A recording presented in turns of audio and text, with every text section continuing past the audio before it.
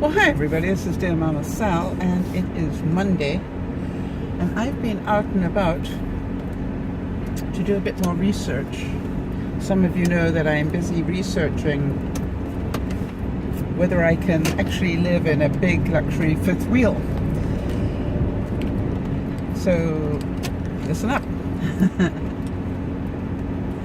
Well, hi again everyone, this is DearMamaSal, and today I went out to go and check on another RV site to see whether it's possible to, live full time. Now the good news was that it's a beautiful, truly a beautiful RV park, and I say that because unlike the one I visited on a couple of days ago, this one is built obviously for big units like mine, and they also, I thought, were very reasonable. They were far cheaper than the other one, and so that was good. And they have an indoor pool and all sorts of other amenities, so really a very nice park. That's the good side. The bad side is, apparently I am not the only baby boomer doing exactly what I'm doing. And they're saying that they probably have had 20 people in this week. So the problem here in my neck of the woods is everybody wants to do it, but there's nowhere for us to go because there are very few RV parks available anymore. And let me explain why. The land around where I am is going for $1 million per acre. Anyway, so let's just put it that way. Very, very, very expensive land. So what's happening is, they were telling me 5 different RV parks went down in fairly recent time.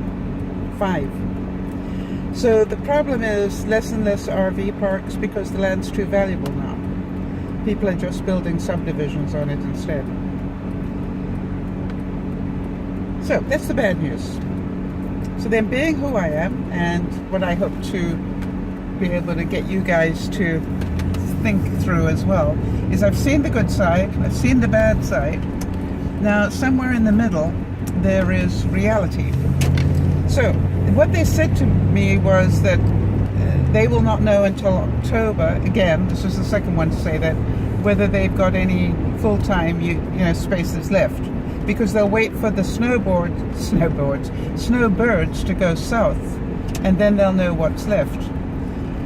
One of the things they said to me that I thought was really smart, which is if I get a slot, to hang on to it, even if I decide to go south for the winter, to keep paying for the lot. In other words, that almost pay for it and let them rent it out anyway, but you're paying for the right to be able to get back to it. I wonder if that makes sense to you guys.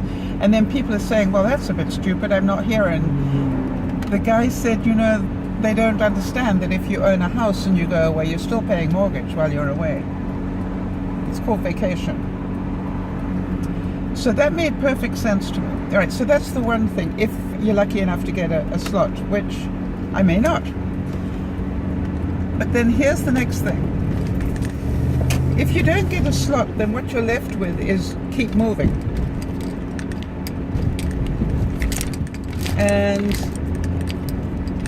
keep moving as in you might get a space for a couple of weeks or a month, if you're lucky, but it may not be available for more than them because they got the next booking coming in behind it. Which means that you've got to keep moving your rig.